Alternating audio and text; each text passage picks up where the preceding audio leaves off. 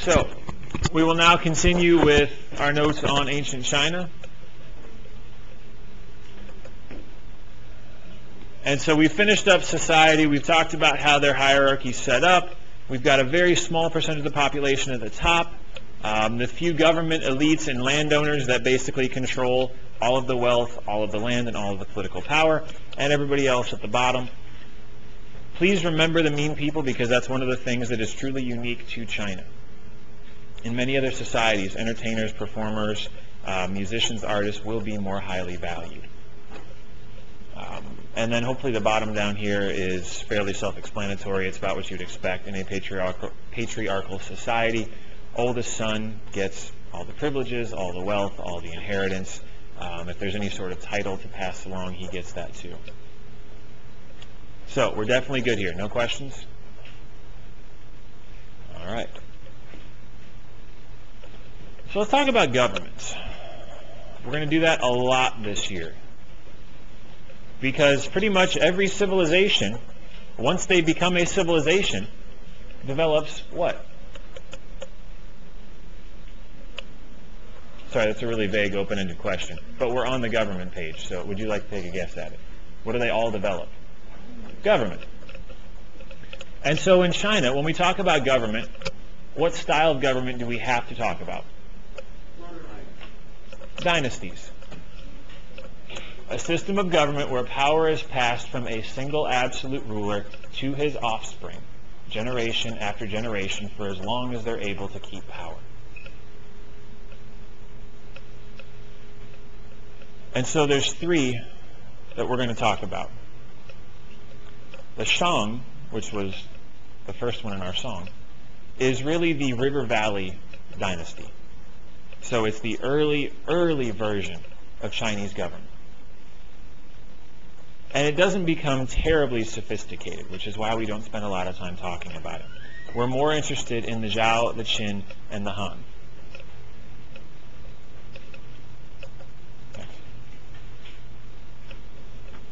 And so what we've got here is just kind of a condensed version of the accomplishments of each dynasty. It's under the Zhao that we first really developed the concept of the mandate of heaven.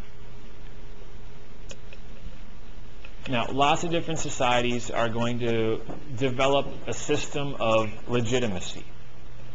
What do we mean by legitimacy? Okay. Nick, go ahead. Saying that they have been given the ability to rule well as gods.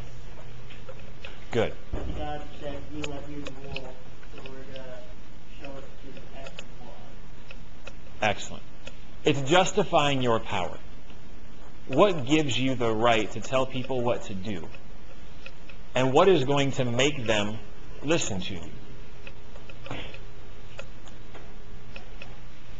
Why do you all listen to me? I'm a teacher. So the title itself conveys a degree of legitimacy, right? But some of you are like, man, I don't like teachers. So for some of you, it helps that the principal has put me in this position, because even if you don't respect my authority, you respect hers, which means you still end up doing what I tell you. Where else does my legitimacy come from? My education. So the fact that I have a background in this. All right, what else? The fact that I'm older and allegedly more mature. What else? Do I have power over you in any way? How so? Could I stop all 32 of you from leaving if you really wanted to? I mean, I have been working out a little bit, but probably not. Your grades. I'm the gatekeeper of your grades. Now, realistically, you earn them, but you earn them through methods of my choosing. And so that is oftentimes where my legitimacy really comes from. Is it comes from the fact that I have something you want, which is a grade. And so to get it, you have to do what I say. Now, if we put that in larger terms now, and we look at government, what do the people in China want?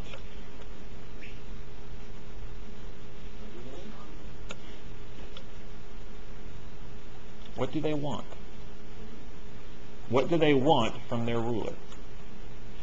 Proof that he is born or he is competent. Okay, they'd like proof that he's competent. What else? Nick? Proof that he has the right to rule. Even before that, you guys want grades from me. You don't need me to validate my background. You're not asking to see my diploma from college or grad school or anything else. You want something from me. You want grades. You want an education. What do the Chinese people want from their emperor? Laws, protection, safety, security. What is going to make them trust their emperor to give them those things?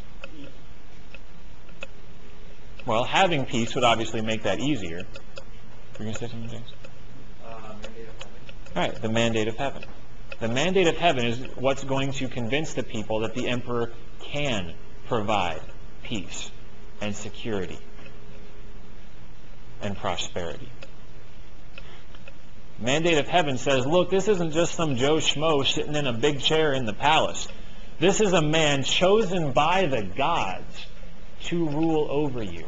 You can trust him to do a good job of giving you peace and prosperity and protection. And any other fun P words you can think of.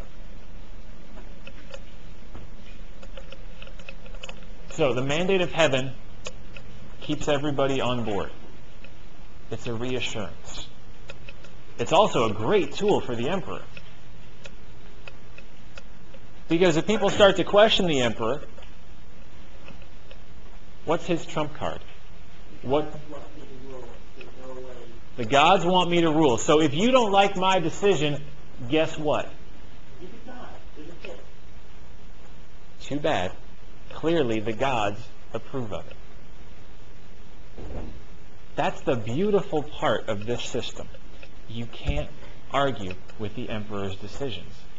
Because the gods knew what he was going to do before he even did it, and they still chose to put him in power, which clearly, logically means that the gods are okay with everything the emperor is doing.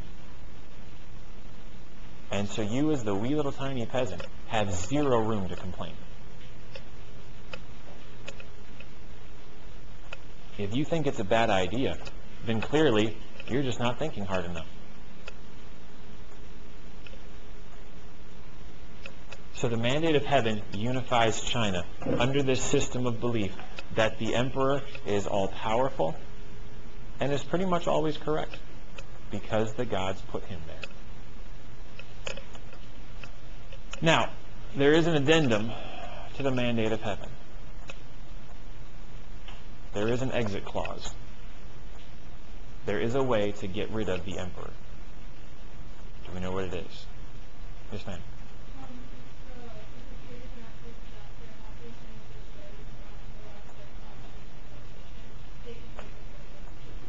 Because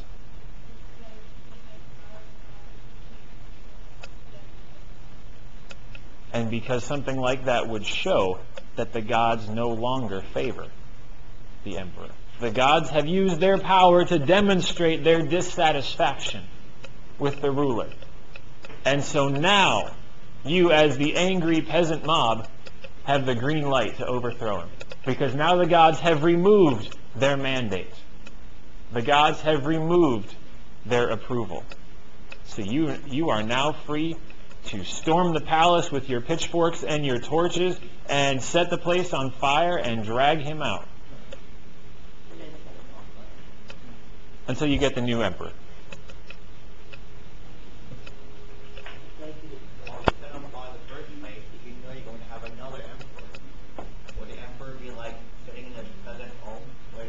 No, I was just being dramatic. You don't have to set the palace on fire. You can keep it. It would be. It's very dramatic. All right, so other fun things they do. Create a unified language, Mandarin. One of the oldest surviving languages on the planet, also currently the most popular. That unifies the nation. If you have people all speaking a single language, they can all communicate. Laws can be more easily distributed. People are unified. Same thing with culture. What is going to bind people culturally together? Give you a hint. It's one of their belief systems. Confucianism. Good. Confucianism will bind society together because everybody has a role, everybody has a job, everybody has a way they're supposed to act. The Middle Kingdom is just what they start to call China, because it becomes the land in the middle of two rivers, the Huanghe and the Yangtze.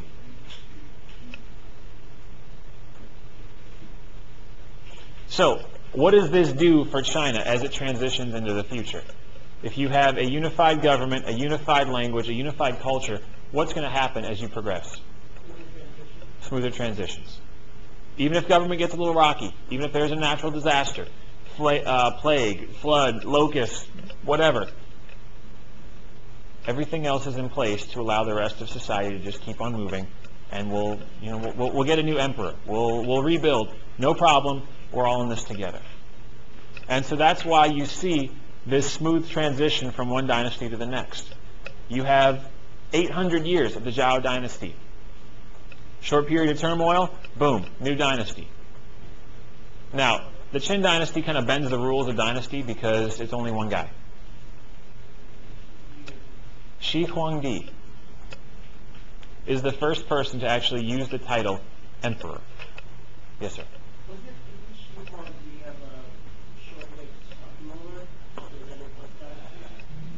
Technically, yes, but the son didn't really do much, and as you said, he didn't really live very long. So that's why we can call it a dynasty, but for practical purposes, it was one guy. I try not to make you remember unnecessary people. He is going to wholeheartedly embrace the ideas of legalism, which is how you construct the Great Wall, because you force people to labor on it. I'm sure you guys have all heard that many of the laborers were worked to death and were simply buried in the foundation of the wall. Okay, that's what you can do when you're following the ideas of legalism. Absolute ruler with absolute power.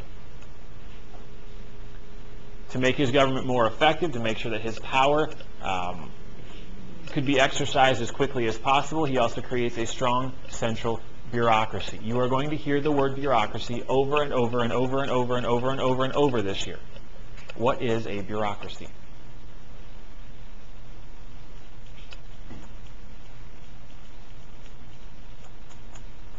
You guys live 12 miles from Washington, D.C. You know what a bureaucracy is. Yes, ma'am. That's exactly what it is. It's a group of people that serve various functions in the government. So we have our emperor, Shi Huangdi. He is the final authority. But could he possibly, in a 24-hour day, even if he never slept, could he possibly hear about all of the issues and make all of the decisions necessary to keep society functioning until the next day? It's not possible. Right. Not be very well informed. Right. He could do the whole, I'm just going to scribble my name on all these pages and hope that everything goes well. So a bureaucracy is the system of government workers that allows government to function on a day-to-day basis. So what are some examples of bureaucracy that we have very close by? We have the president. Does the president run the country all by himself? No. Who does he have to assist him? All right, his cabinet. So his cabinet are all bureaucrats. What else? House and the Senate. What else? Supreme Court. What else?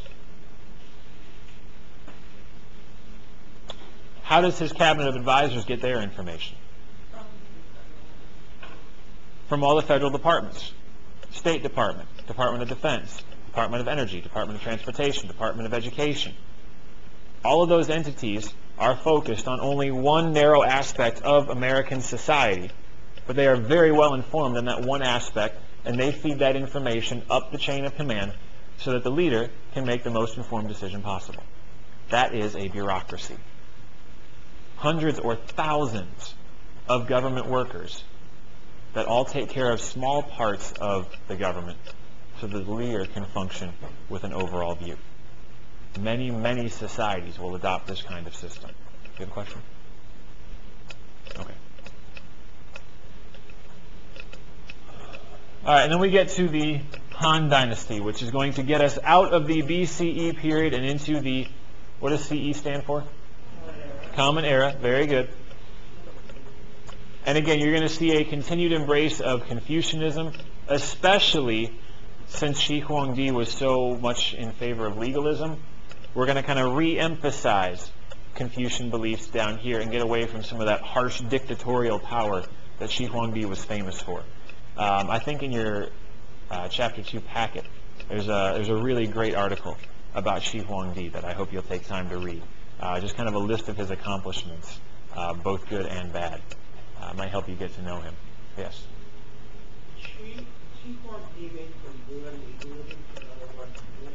No.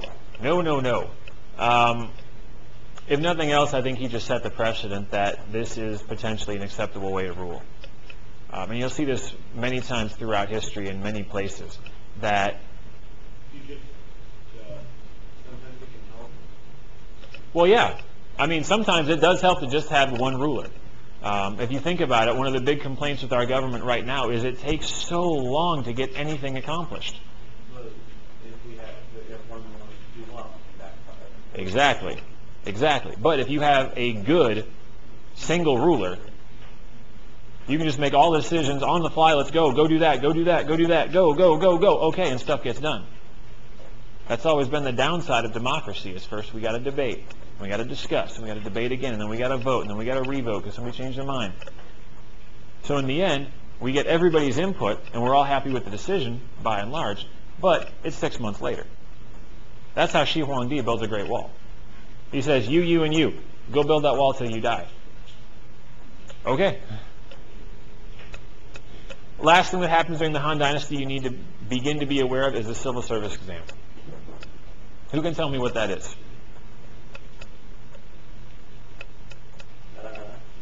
Yes, sir.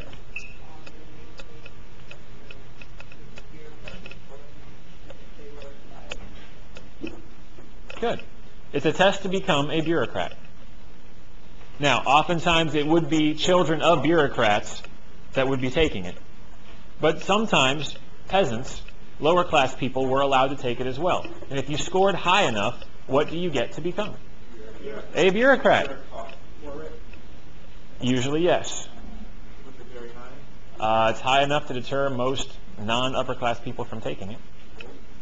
But it's a carrot. It's a carrot to dangle.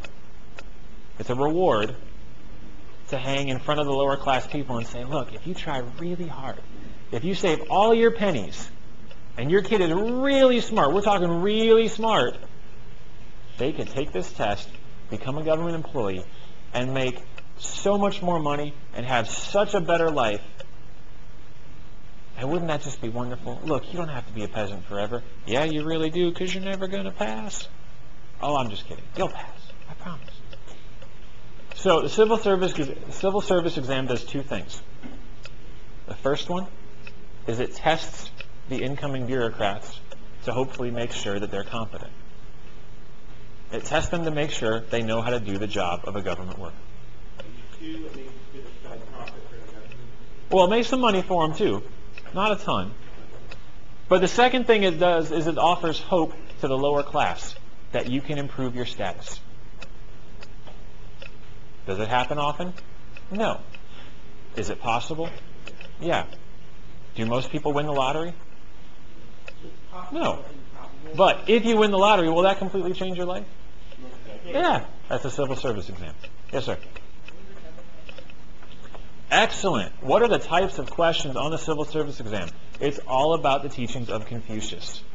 Do you know them? Can you recite them? Can you write them down? It was not a terribly demanding test from an analytical standpoint. It was more rote memorization. If you know all of his teachings, you will pass. Which again is why it's so hard for the peasants, because can they read? Can they write? Disqualifies pretty much 99% of them. Yeah. Written. But there's always hope, right? All right, any other questions here? No questions? All righty, so we can move on. All right, economy. What is China doing with its money and its trade goods? First thing you need to know is that the government was very, very controlling when it comes to trade. The government would decide, for the most part, which goods would be traded where. They established the currency, they set the values, and they also, this is kind of a good idea, they made sure that there was a surplus of food in most major cities. Why would you do that?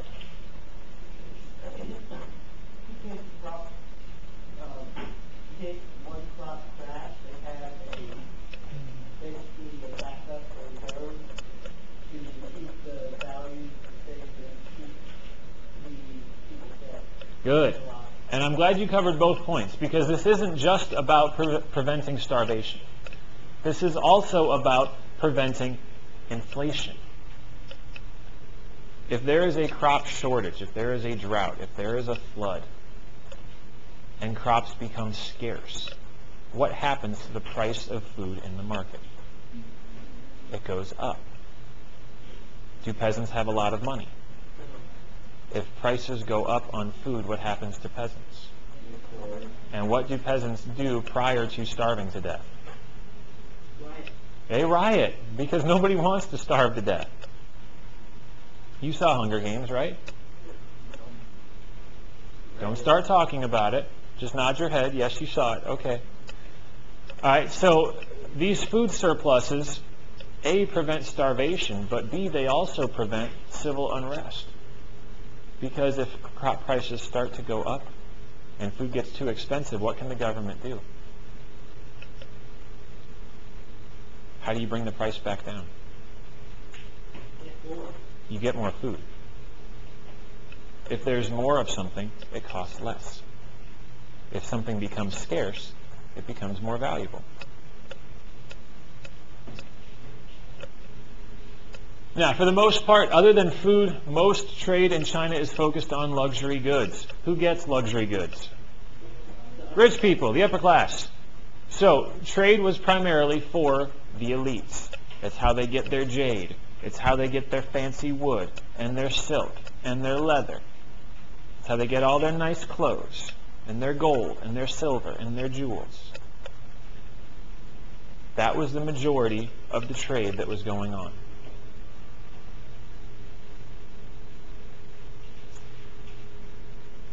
Also, from an economic standpoint, we need to talk about taxes. If you have a big government and lots of big building projects, what does the government need a lot of? Money. And so in China, you see fairly high levels of taxation. Who makes up the majority of the population? Peasants. So who's paying the bulk of the taxes? Peasants. And so if peasants are highly taxed, what does that tell you about the life of a peasant? It's harsh and difficult because they don't have much what? Money. Good question. Last bullet point. Merchants are ostracized. That's a good SAT word for you. What is ostracized? Yeah. Excellent. Excluded. Left out. Ignored. Not wanted. Not exiled, because exile means you are kicked out. We don't want to kick out the merchants, because if we kick out the merchants, we don't get stuff. But we are going to ignore the merchants. We are going to not invite them to our fancy parties. Yes.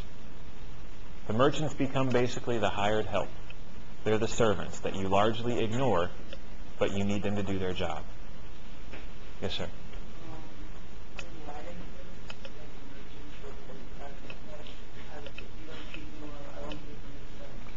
Because the merchants are also Confucianists.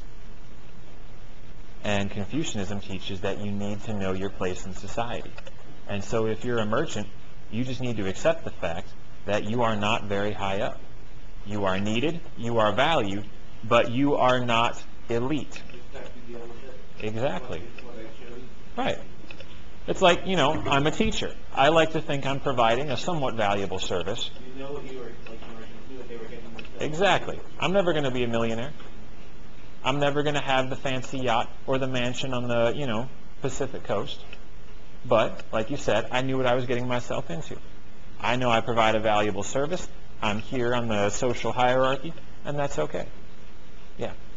Do you have any documents saying exactly what the rates of calculation were for the Chinese? I'm sure we do, but I haven't taken the time to look at them. I'd be happy to try to find them so you can. Most often when you have agricultural societies like this, peasants are taxed somewhere in the vicinity of 60 to 80%. Then we throw like 5 times the food. Yes. So you guys hit it on the head with harsh.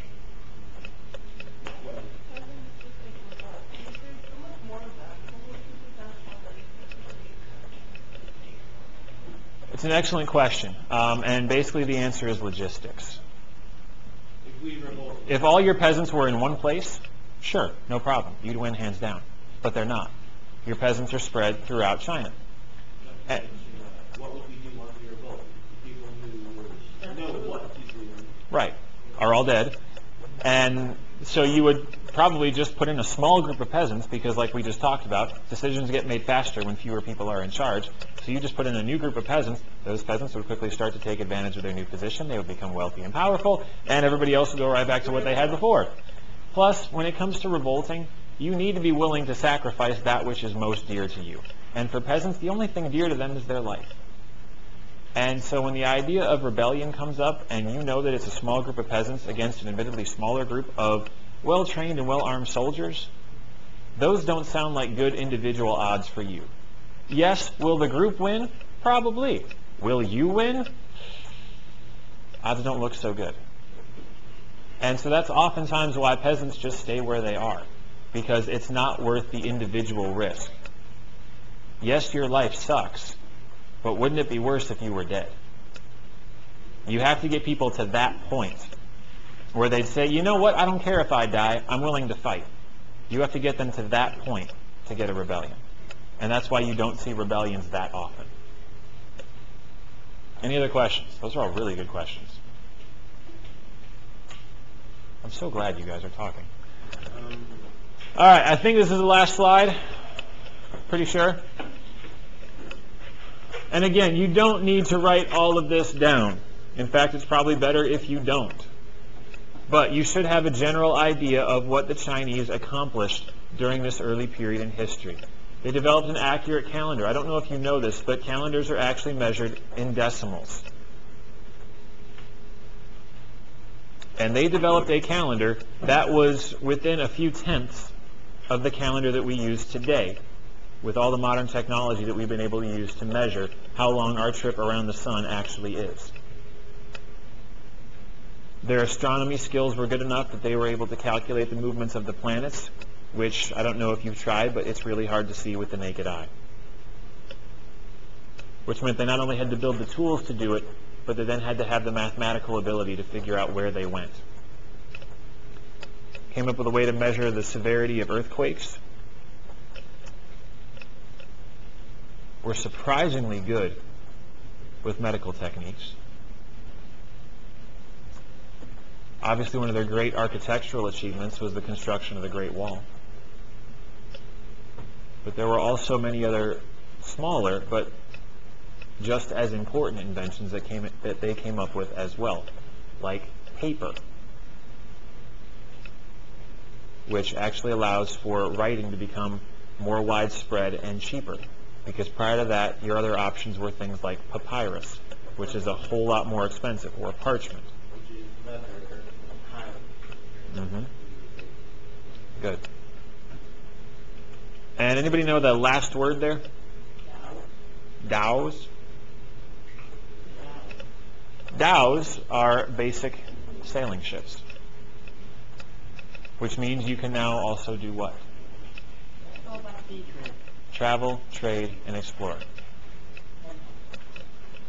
Well, you're not carrying many soldiers in that, but yeah. All right, so we'll give you one more minute to get the last of that down if you really want to. And then you get to clear off your desks because it's quiz time.